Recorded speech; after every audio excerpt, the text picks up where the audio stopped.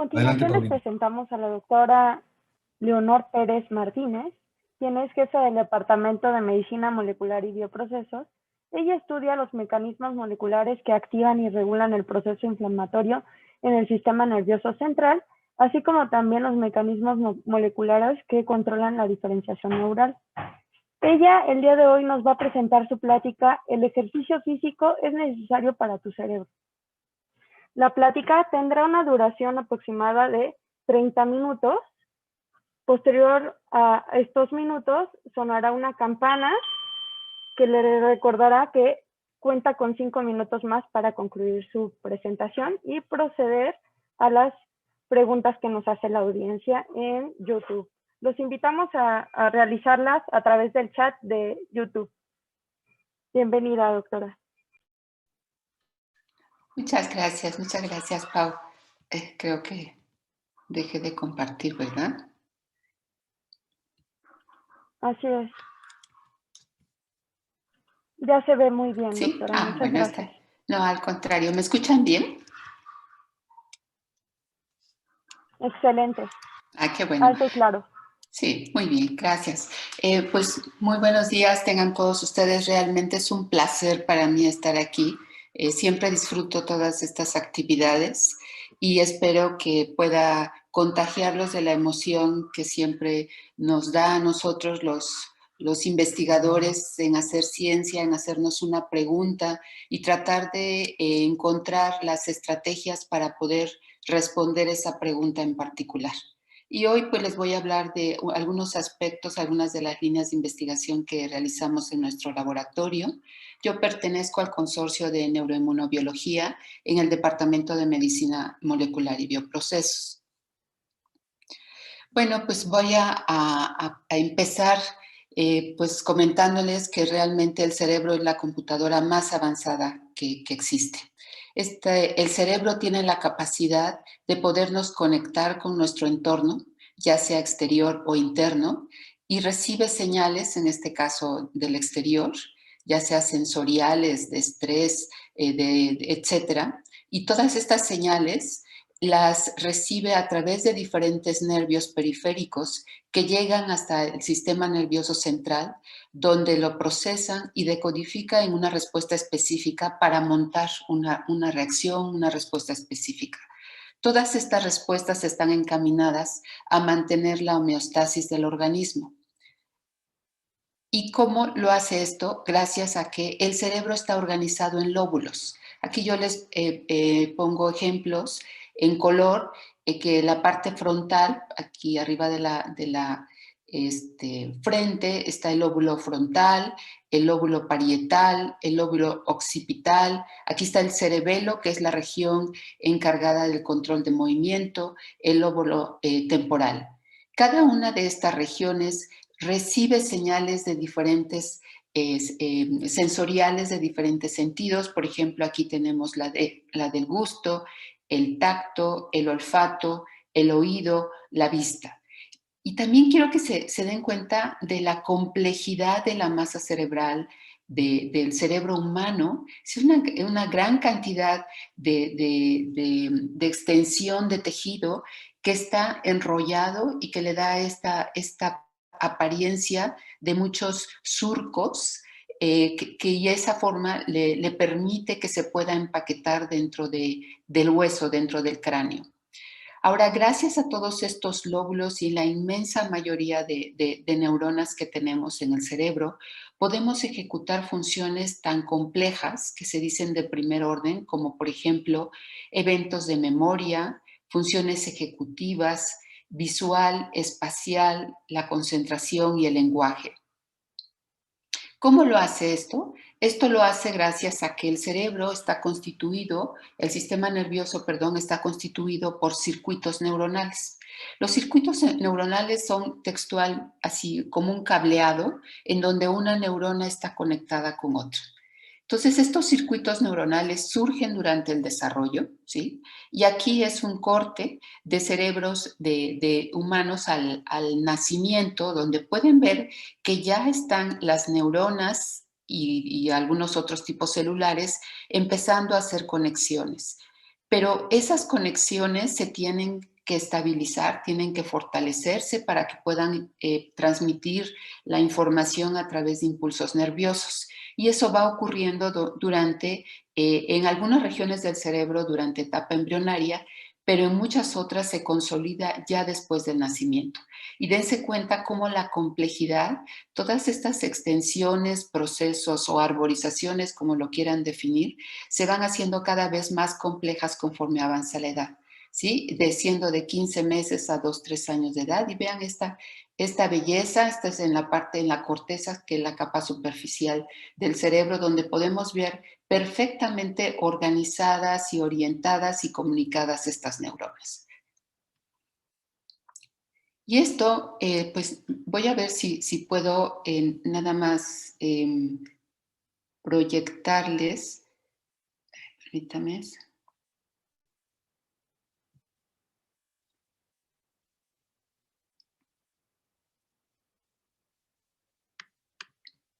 Para que vean en este video, espero que lo logren ver. Esta es una investigación que se hizo recientemente en California, donde capturan el nacimiento de las neuronas y cómo van migrando hacia distintas zonas. Entonces pueden ver aquí es el surgimiento y vean cómo están migrando todas estas cantidades de neuronas hacia las distintas zonas que van a ocupar el resto de su vida. Es impresionante el número, vean, es como flashazos de luz por la gran cantidad de neuronas. Inicialmente se forma un número muy significativo de neuronas y vean cómo van migrando, ¿sí?, para establecerse en las diferentes zonas y empezar a hacer estas conexiones sinápticas para formar los circuitos neuronales que les mencioné.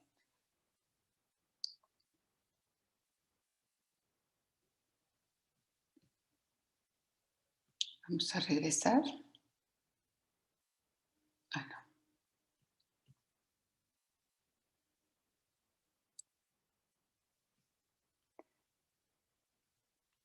Ahora, ¿sí ven mi pantalla?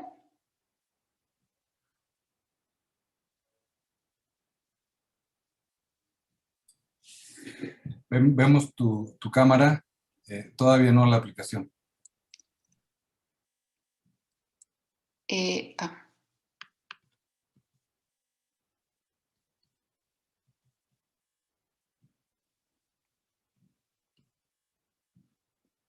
¿Ahora sí ya? Creo que ahora sí ya. Bueno, el cerebro está constituido por distintos tipos de células. La unidad funcional de los circuitos que les acabo de mencionar son las neuronas, que podemos ver que hay de distintas formas. Hay algunas que tienen procesos por los dos lados. Este es el cuerpo celular o soma, y a este se le define como bipolar, unipolares o multipolares. Estas neuronas coexisten con células gliales que tenemos del tipo de los astrocitos, que son una forma tipo estrella, o de la microglía, que son los macrófagos o células inmunes que residen en el sistema nervioso central. También están los oligodendrocitos y las células Schwann, que son las encargadas de mielinizar a los axones de las neuronas, proceso fundamental para poder transmitir los impulsos nerviosos.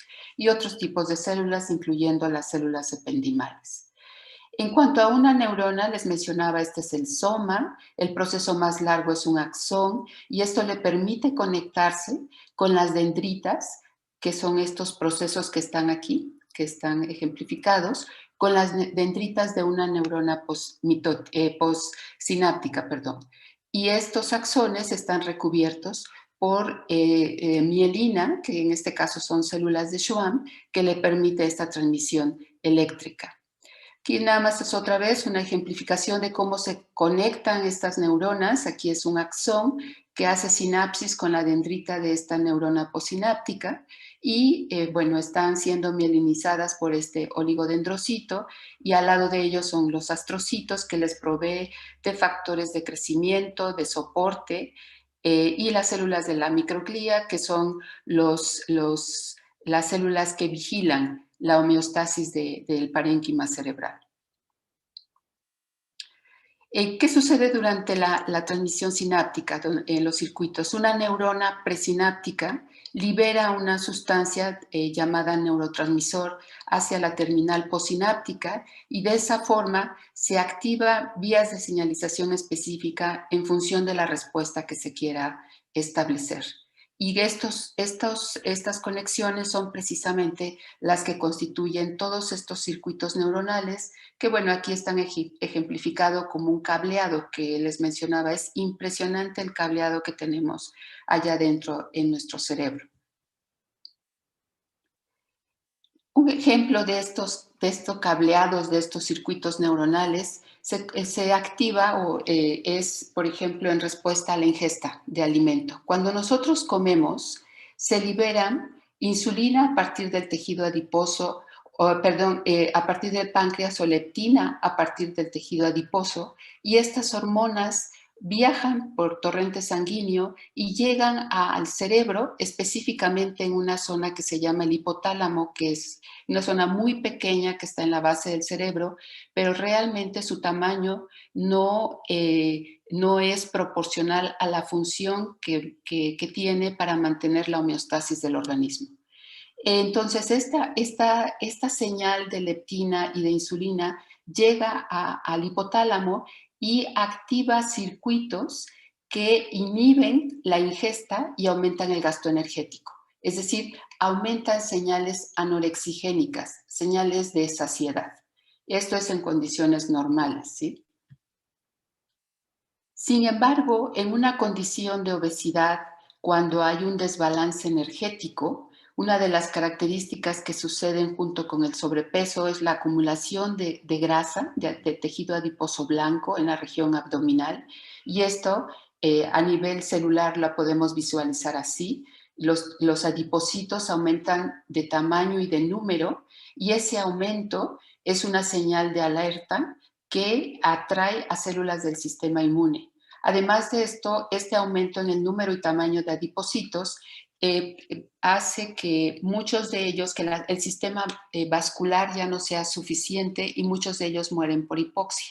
Estas señales, pues esta debris de células muertas, etcétera, otra vez son señales de alerta que atraen a células del sistema inmune, y entonces estas, por un intento por reparar el tejido, empiezan a producir moléculas inflamatorias, quimiosinas, y dentro de ellas tenemos a interleucina 1 beta, al TNF, a interleucina 6. Todas estas son moléculas inflamatorias que pueden, por torrente sanguíneo, llegar hasta el cerebro, y en el cerebro comprometen los circuitos y las señales de saciedad y de gasto energético. Y junto con eso establecen un proceso inflamatorio dentro del hipotálamo, de tal forma que en lugar de encender las señales anorexigénicas, es decir, que la persona deje de comer y aumente su gasto energético, se mantienen encendidas las señales orexigénicas, que quiere decir que sigue comiendo, ingiriendo comida y disminuyendo su gasto energético, ¿sí? Ahora, esta inflamación evidentemente pues compromete muchas cosas más. Y este es otro ejemplo en donde les mencionaba el tejido adiposo en respuesta a un desbalance energético aumenta de tamaño, se reclutan células del sistema inmune, estas empiezan a producir moléculas inflamatorias que por torrente sanguíneo alcanzan el sistema nervioso central. Seguramente ustedes han escuchado que el sistema nervioso central es un órgano inmunoprivilegiado porque tiene una barrera hematoencefálica, ¿sí? Pero resulta que en una condición inflamatoria, estas moléculas son capaces de romper estas uniones estrechas del epitelio, de la barrera, y entonces ahora el cerebro se vuelve mucho más permeable y empiezan a entrar no solamente moléculas inflamatorias, sino incluso células inmunes. Y al entrar todas estas señales, que son señales pues, de daño, activan a las células de la glía dentro del sistema nervioso, como la astroglía y la microglía, y esto en su conjunto empiezan a producir más moléculas proinflamatorias que conllevan a un proceso neuroinflamatorio, neurotóxico y que resulta en neurodegeneración, ¿sí? Este es un ejemplo nada más de un cerebro que en este lado es un corte a la mitad del cerebro donde podemos ver la capa más superficial, que es la corteza, con todos sus pliegues característicos. Esta zona que tenemos aquí es la zona del hipocampo, que es la zona por excelencia encargada de la memoria y el aprendizaje. Sin embargo, en una condición neuroinflamatoria, hay una pérdida de la masa cerebral muy significativa, una pérdida neuronal, y como pueden ver, se disminuye su tamaño, aumentan el espacio de estos huecos con respecto a esto. Estos huecos son los ventrículos laterales por donde corre el líquido cefalorraquídeo para nutrir a todo el cerebro. Y esta zona donde estaba el hipocampo ahora está deteriorada o degenerada, ¿no? Entonces, esto pues evidentemente se asocia, mucho de esto se asocia con este desbalance energético que inició en el tejido adiposo y que compromete a la función de barrera del cerebro, haciéndolo más permeable y llevando a una neurodegeneración. Y esa neurodegeneración se manifiesta en distintos tipos de enfermedades. Entonces, realmente la obesidad pues es un problema al que de salud a nivel mundial, y México no es la excepción. Como podemos ver aquí en estas gráficas, México ocupa el segundo lugar de obesidad, solamente por debajo de Estados Unidos. Estos son los últimos datos del 2017, y peor aún, ocupa el primer lugar en obesidad infantil. En cuanto a los últimos datos de la ENSANUD de 2018 nos dicen que alrededor de los adultos, del 75.2% de adultos mayores de 20 años presenta sobrepeso u obesidad. Jóvenes entre 12 y 19 años, un 38.4%, y peor aún son los niños, ¿no? Que va desde 35.6% del 5 a 11 años y de 8.2 menores de 5 años. Entonces, realmente esto es alarmante, y sobre todo porque hoy sabemos que la obesidad es un componente común para el desarrollo de distintas enfermedades crónico-degenerativas. Por ejemplo, el desarrollo de diabetes. Y hoy en día alrededor del 10.3% de los mexicanos están diagnosticados con diabetes. La obesidad, por consiguiente, esta inflamación que yo ya les platiqué que inicia en el tejido adiposo, y que como inicia en el tejido adiposo se le ha dado el nombre de metainflamación, compromete el funcionamiento de distintos órganos como el intestino, el sistema vascular, el hígado, el páncreas, el músculo, y todo esto conlleva al desarrollo de resistencia a insulina y de intolerancia a la glucosa, cambios en la microbiota intestinal, etc.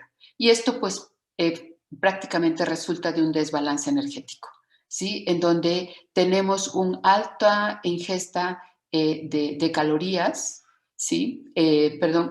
Una alta ingesta de calorías, que esto conlleva a un proceso inflamatorio, a altos niveles de triglicéridos, de colesterol, de glucosa, de insulina, etcétera, y por consiguiente a un menor gasto energético, ¿sí?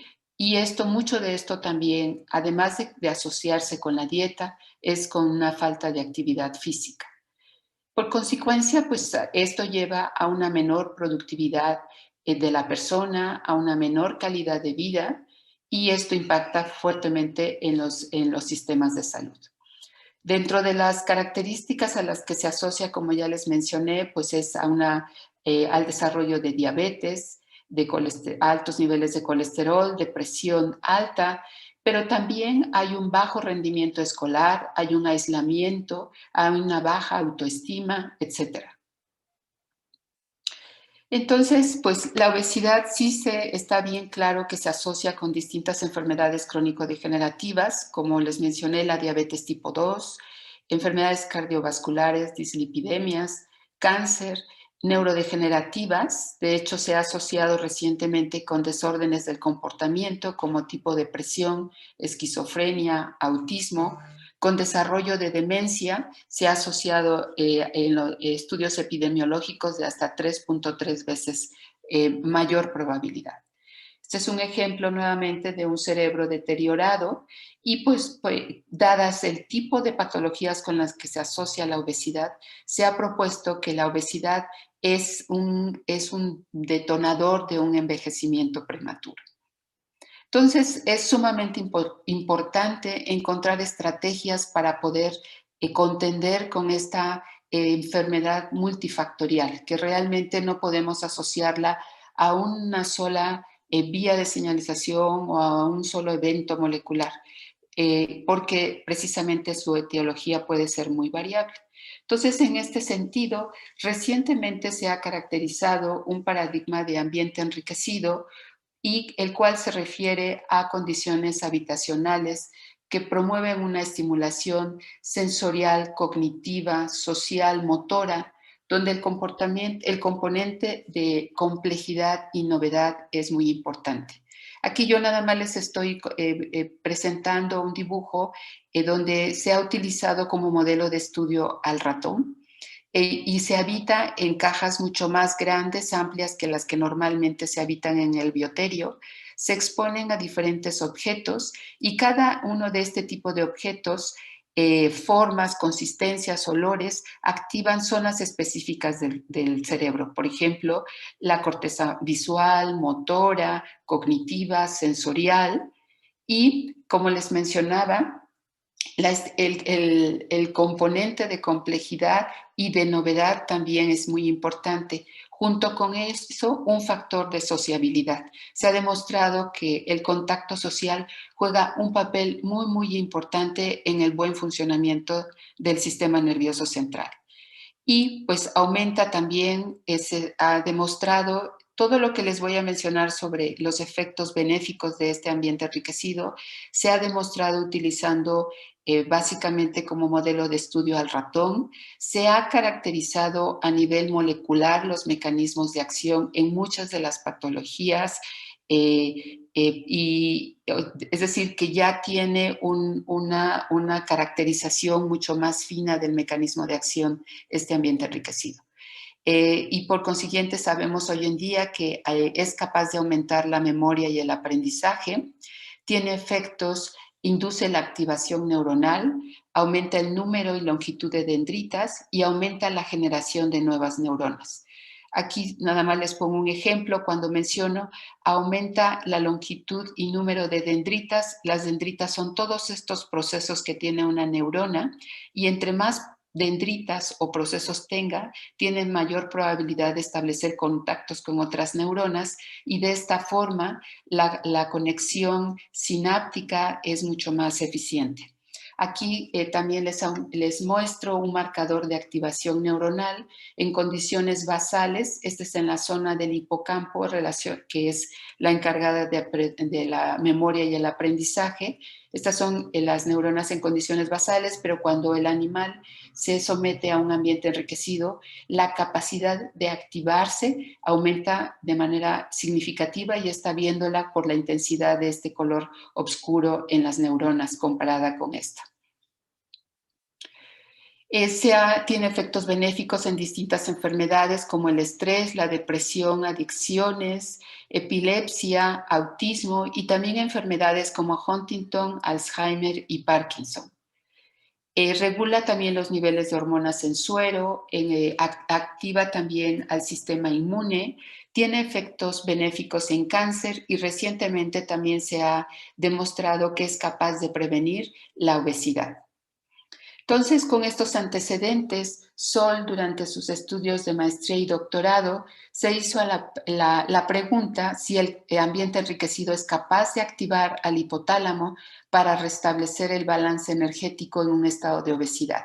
Quiero hacerle la aclaración que el reto que se tomó Sol es realmente muy grande, porque lo que hizo Sol fue primeramente que los ratoncitos desarrollaran obesidad y prácticamente el síndrome metabólico, y después exponerlos al ambiente enriquecido, retar a ver si este ambiente tenía la capacidad de recuperar el metabolismo o la homeostasis del metabolismo de la insulina. Aquí nada más para mostrarles, Sol pues lo que hizo en primer lugar fue montar el modelo del ambiente enriquecido en nuestro bioterio que tenemos en el Instituto de Biotecnología, y como pueden ver son los ratoncitos, están cohabitando en un espacio bastante amplio. Recuerden, el componente social es muy importante. Aquí cohabitan alrededor de 15 animales. Están expuestos a diferentes objetos de diferente consistencia, formas, a olores, como está este ratoncito. Estos ratoncitos evidentemente tienen un movimiento constante, pero nunca se acostumbran a estos objetos porque estos objetos se les cambia semanalmente y además la posición de los objetos están en constante, se les cambia frecuentemente. Con este modelo, Sol les decía, primero sometió a los ratoncitos con una dieta normal o con una dieta alta en grasa. Como pueden ver aquí, los ratoncitos ganan bastante peso y estos ratoncitos desarrollan la intolerancia a la glucosa, resistencia a la insulina y, bueno, la ganancia de peso. Y después a estos ratoncitos los mantuvo ya sea en un ambiente normal o en un ambiente enriquecido, pero a estos ratoncitos los mantuvo también alimentados con una dieta alta en grasa. Así que el reto era absoluto para el ambiente enriquecido. Y la sorpresa que se llevó Sol con ayuda de Jonathan fue que mientras que en una condición de dieta alta en grasa, es decir, que los ratoncitos alimentados con una dieta alta en grasa desarrollaron este proceso inflamatorio a nivel de tejido adiposo. Les comenté hace unas imágenes anteriores que el tejido adiposo, los adipocitos aumentan en número y tamaño. Esta es una señal, algunos de ellos mueren por hipoxia, es una señal que atrae a células del sistema inmune y que estas células inmunes rodean a estas células que están en proceso de muerte y forman estas estructuras denominadas tipo corona. Entonces aquí podemos ver, son los cortes de los ratoncitos de Sol expuestos a una dieta alta en grasa, donde pueden ver que hay un aumento del tamaño con respecto a los animales alimentados con una dieta normal y que además hay un infiltrado de células inmunes bastante considerable. Esto lo cuantificó y fue estadísticamente significativo.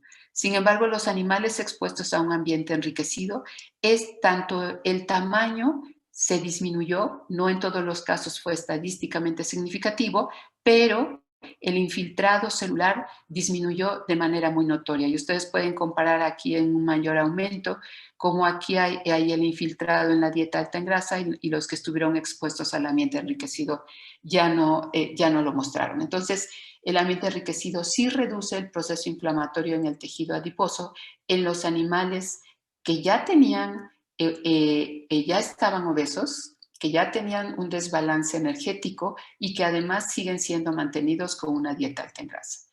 Por consiguiente, quisimos ver qué tanto están estos animalitos, cómo está el proceso inflamatorio en estos animalitos. Y lo que vimos, esto midió son diferentes moléculas inflamatorias y esta es una representación de los niveles proteicos de esas moléculas inflamatorias. En los animales expuestos a una dieta alta en grasa, como pueden ver, en amarillo significa que tienen niveles altos de moléculas inflamatorias.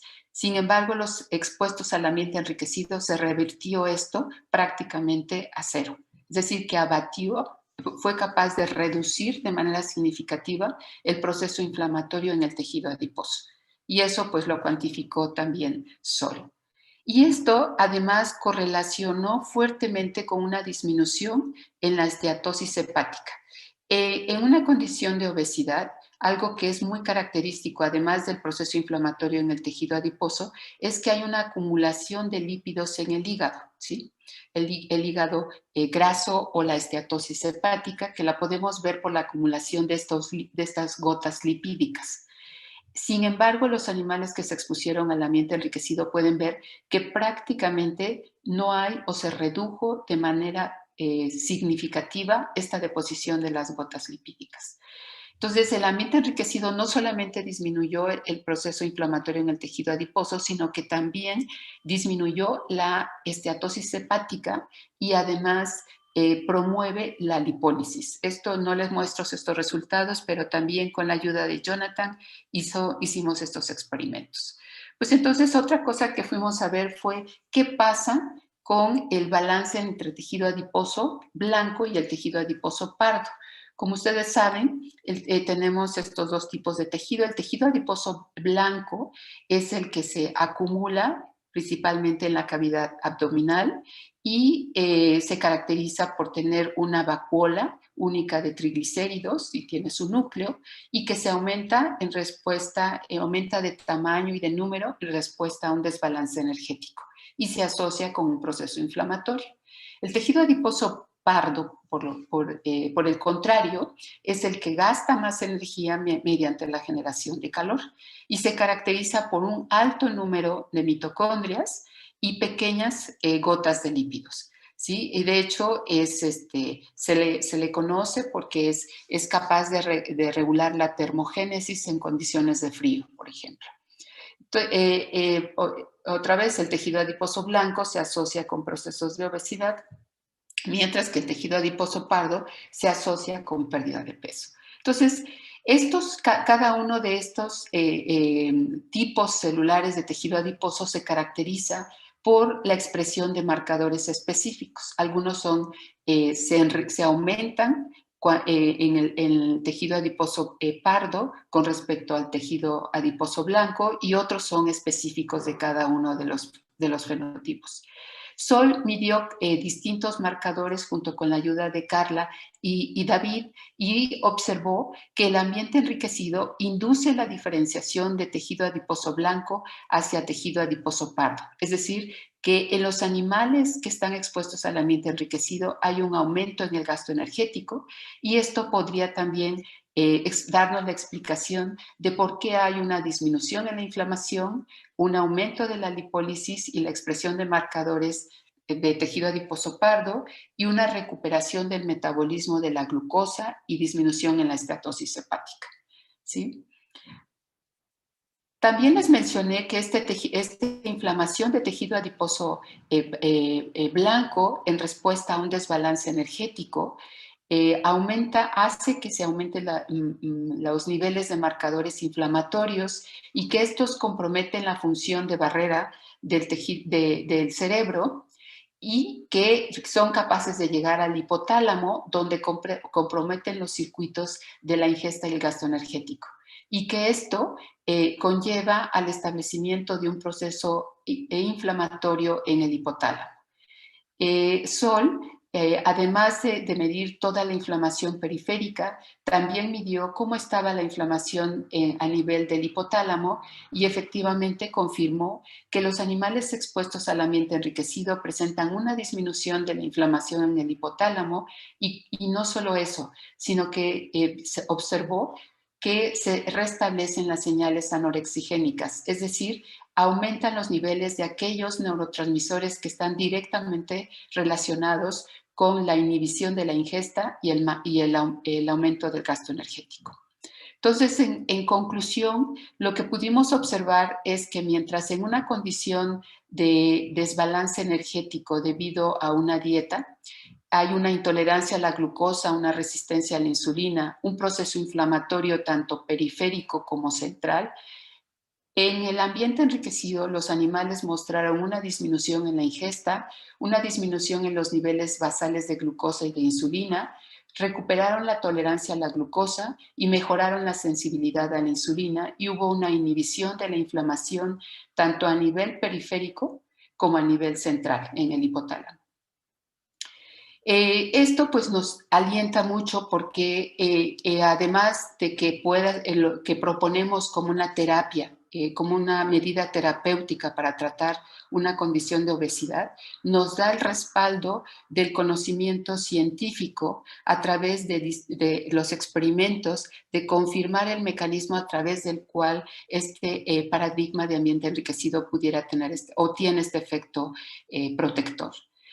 Aunado a esto, hay algo que debemos considerar y no olvidar nunca, es este gran problema que tenemos de obesidad infantil, siendo el primer lugar a nivel mundial.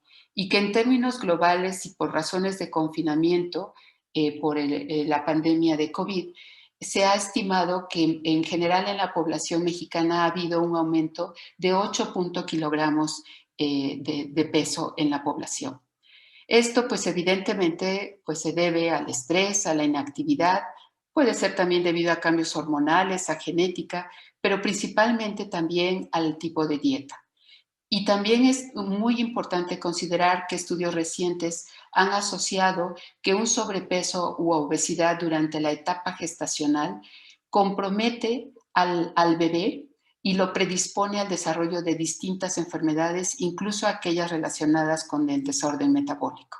Entonces, es sumamente importante, ya no les voy a repetir aquí qué es lo que tenemos, las consecuencias de este desbalance energético, pero lo que debemos hacer es realmente poner mucha atención en esta condición de obesidad y el impacto que puede tener en el desarrollo de los niños.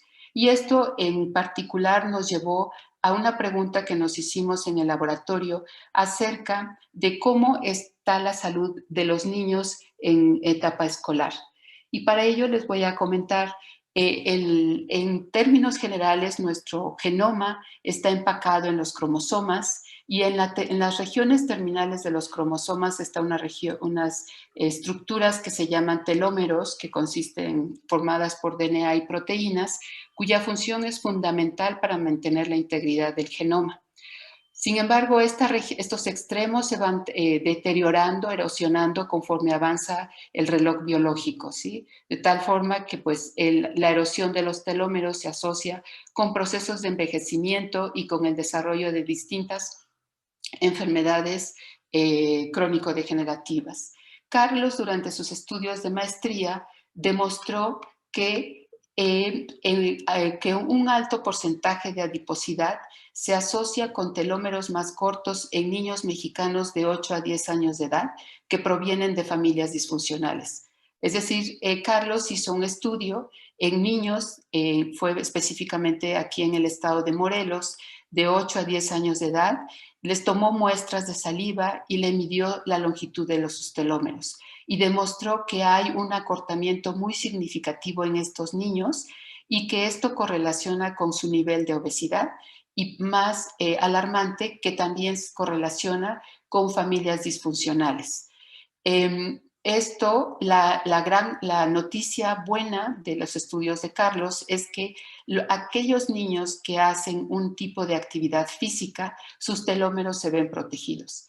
Entonces, eso nos lleva a pensar que realmente una condición de ambiente enriquecido, en donde no solamente hay una actividad física, sino que también las personas están expuestas a diferentes estímulos somatosensoriales, que hay un cierto nivel de complejidad, es decir, actividades que retan el cerebro y un componente social, puede ser de mucho benéfico para poder restablecer la homeostasis de los organismos, de los individuos.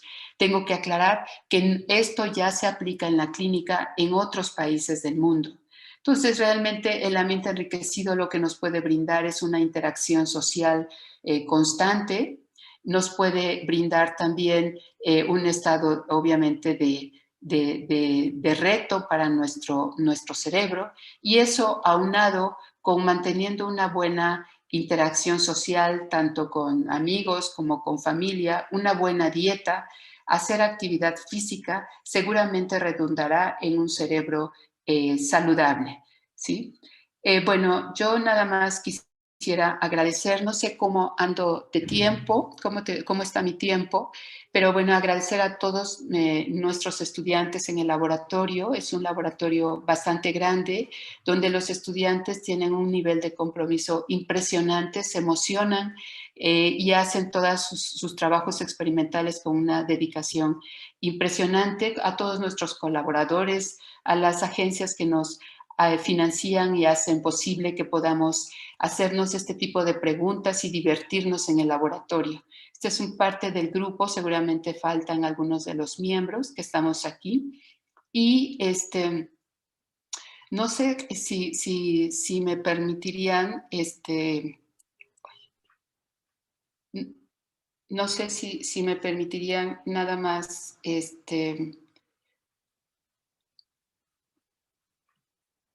mostrar esto, que es nada más para que se lleven un poquito de la idea de lo que hacemos en el laboratorio, además de los experimentos. Es una de nuestras estudiantes de laboratorio que hizo este video.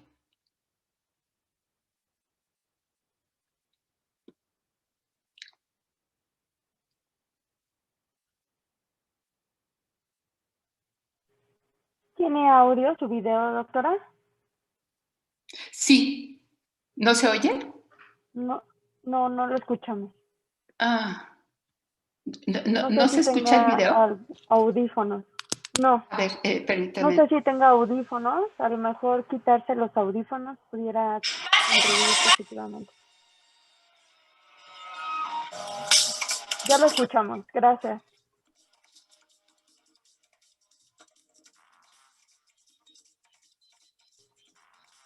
No se escucha muy bien. ¿Cómo? No se escucha. ¿No se escucha? ¿No No, se escucha? no. ¿Tendré que subirle el volumen o? Tiene el volumen máximo. Quizás tiene audífonos, doctora. Ya me los quité. A ver, Ok. intento, voy a ver. Ya se escucha mejor.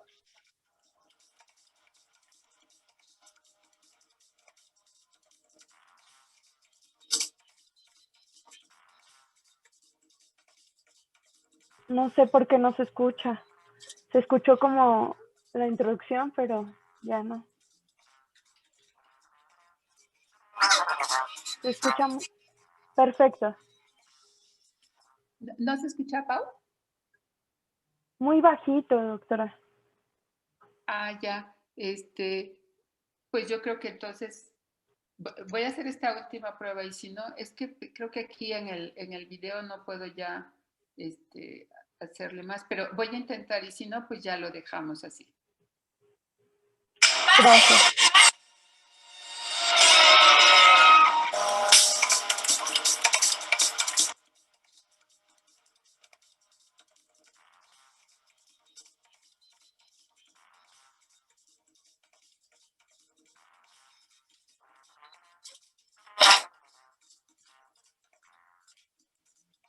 ¿No? ¿No se escucha? Se escucha muy bajito. Ah, ya. Bueno, pues entonces yo creo que no. Simplemente les quería comentar sobre que vieran cómo aborda un estudiante una, este, una pregunta, ¿sí? Pues, Muchas gracias, doctora, por su valiosa presentación. Estuvo muy rica, muy brillante. Entonces pasamos a unas preguntitas que hace nuestra audiencia. sí. Es en lugar de tener sobrepeso, se tiene una delgadez en el exceso. ¿Eso también influye en tener problemas neurales? Perdón, no entendí la pregunta. Que si en lugar de tener sobrepeso, por el contrario, si se tiene una delgadez en exceso, si también influye en tener algunos problemas neurales. Ah, claro, claro. Todo esto es un balance. Por eso siempre hablamos de un balance energético, ¿sí? Tiene que haber, si estamos en condiciones de ayuno, o bueno, en las enfermedades como anorexia y demás, también hay una disminución en la producción de muchos neurotransmisores que conllevan a padecimientos neurológicos y de otra índole, ¿no? Sí, todo esto es un balance. Perfecto. Jimmy Charles López dice, ¿qué tipo de ejercicio aeróbico o anaeróbico recomendaría realizar o cualquier tipo de ejercicio hoy en día en la pandemia? Ya. No, bueno, en realidad, pues cualquier tipo de ejercicio, ¿no? Y es mucho en función. El aeróbico es el que realmente va a utilizar más energía y entonces, pues, pero simplemente con salir a caminar en ambientes abiertos, eso va a poder, pues, ayudar muchísimo incluso en la reprogramación de tejido adiposo blanco hacia pardo, ¿no? Preguntan si la obesidad puede ser por genética y si es así, ¿cómo se puede evitar o darle alguna solución? Sí, sí, también puede haber, definitivamente por genética. Y en ese caso, pues realmente yo lo único que puedo decir es, una vez más, pues es la dieta y la actividad física que juegan un papel fundamental, ¿no? Entonces, porque ante una carga genética, pues ya es más complicado, ¿no? Sí existe la posibilidad de un tipo de medicina más personalizada y demás, pero ahorita lidiar con para tratar de corregir algún aspecto genético, no. Entonces es otra vez la dieta y el ejercicio. María José Pérez Montes pregunta, ¿el ejercicio puede ayudar para el tratamiento de enfermedades neurodegenerativas provocadas por priones? ¿Se llevan a cabo investigaciones sobre priones en el IBT? Como priones, como tal, no. Nosotros trabajamos con un modelo de la enfermedad de Alzheimer, que también resulta de la acumulación de fragmentos proteicos con capacidad de oligomerizarse y formar las placas que se le conocen placas beta-amiloides. Sí, el ejercicio en general tiene un efecto muy benéfico porque activa distintas vías de señalización, entre ellas son antiinflamatorias. Entonces, algo que nosotros hemos aprendido a través de nuestras investigaciones es que el control de la inflamación juega un papel muy importante para prevenir o incluso con fines terapéuticos varias enfermedades. Es decir, el proceso inflamatorio es un componente común para el desarrollo de distintas enfermedades, incluyendo sean neurodegenerativas, cambios de comportamiento o directamente relacionadas con metabolismo, ¿no? El cáncer también, ¿no? Entonces, sí, el ejercicio, ya hay mucho estudio como tal que sí fundamenta, que activa distintas vías de señalización que promueve un ambiente antiinflamatorio. Ahora, lo que sí les tengo que decir es que con respecto a lo que yo les mencioné ahorita del ambiente enriquecido, es que se ha comparado el efecto del ambiente enriquecido con respecto al ejercicio simplemente.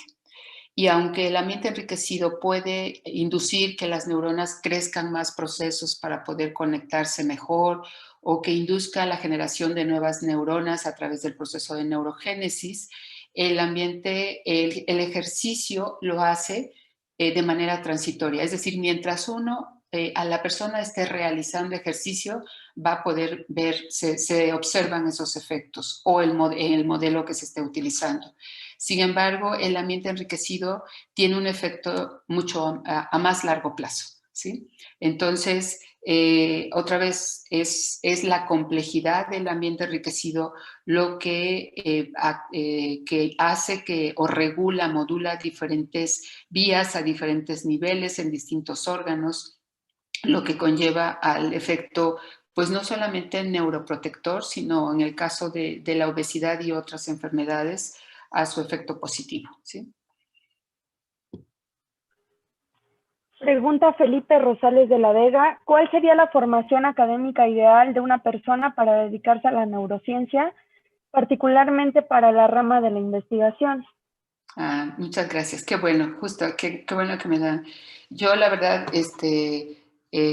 la rama, pues yo les puedo decir, yo soy bióloga, ¿sí? Yo soy bióloga egresada de la Facultad de Ciencias y después hice un posgrado en biología celular y después me fui a virus y cuando ya me inserto en la investigación es cuando incursiono en el área de neurociencias, ¿no?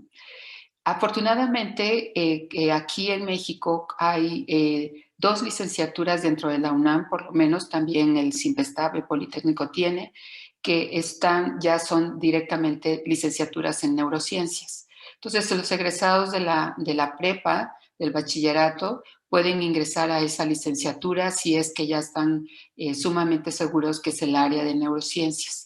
Si no, pues pueden hacer una licenciatura en biología, pues en ciencias genómicas, que está al lado del Instituto de Biotecnología, y después hacer su posgrado ya más encaminado hacia el área de neurociencias, ¿sí? ¿Qué se necesita? Pues como cualquier área, ¿no? O sea, un conocimiento amplio de la biología y sobre todo mucha curiosidad. Que ustedes tengan curiosidad por hacerse preguntas, incluso las más básicas, ¿no? Recuerden que las preguntas básicas pues no solamente nos genera conocimiento y aporta al campo ese conocimiento, sino que también pues son la base para poder diseñar estrategias que nos permitan atacar problemas específicos de la sociedad. Aquí yo les mencioné un paradigma donde tenemos ya las bases experimentales para poder proponerlo como una estrategia terapéutica, ¿sí? Tenemos otra línea donde caracterizamos metabolitos secundarios de origen vegetal y que tengan propiedades antiinflamatorias. Pero ¿cómo los caracterizamos? A través de todos nuestros experimentos básicos, ¿no? Entonces, es un poco en ese sentido, pues, la línea o la carrera que tendrías que seguir para poder incursionarte en el área de neurociencias. Sí, preguntan cómo un biotecnólogo podría colaborar dentro de sus investigaciones. Muchas gracias por la pregunta. En realidad, tenemos una colaboración muy estrecha. Nuestros proyectos son multidisciplinarios. Dentro de nuestros proyectos tenemos biólogos, químicos, tenemos genómicos que hacen una aportación impresionante y también tenemos colaboraciones con biotecnólogos.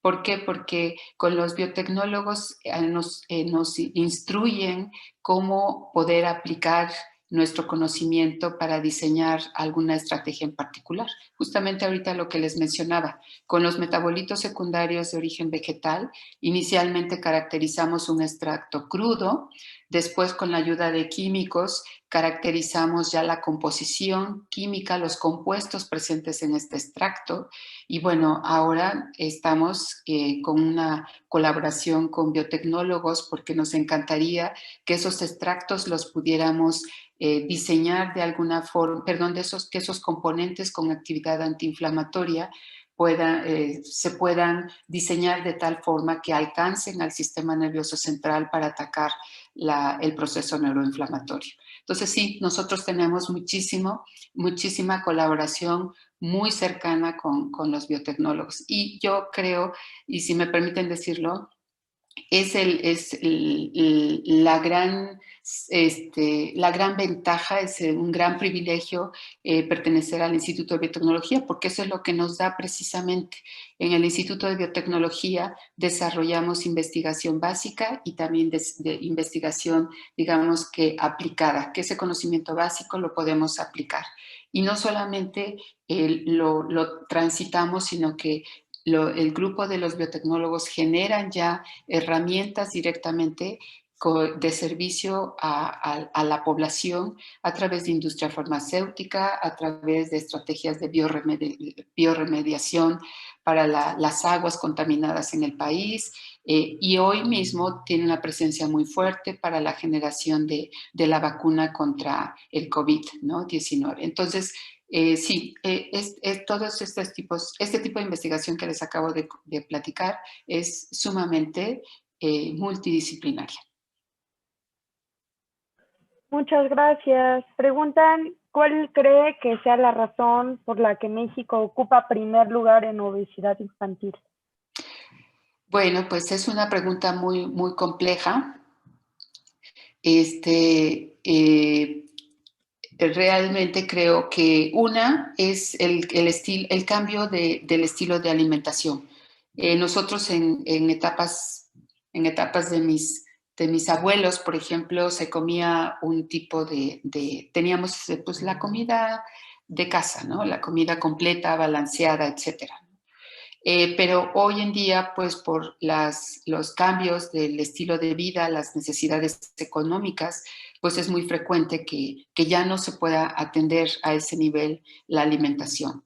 Eso aunado a una inactividad física, precisamente porque papá, mamá muy frecuentemente trabajan y entonces pues los niños pasan más horas frente a una pantalla, ¿no? Aunque, o sea, realmente creo que es una educación muy, muy general, ¿no? O sea, realmente hay que reestructurar muchísimos aspectos de nuestra sociedad, pero creo yo que una es la dieta, tantas horas de inactividad frente a pantallas, y eso conlleva también a condiciones de estrés, en donde pues lo que nos decía, lo que les comentaba de las familias disfuncionales y el desarrollo de obesidad en niños, pues también que las familias probablemente ya no interactúan como antes se hacía, entonces esta interacción social tampoco ya es tan efectiva.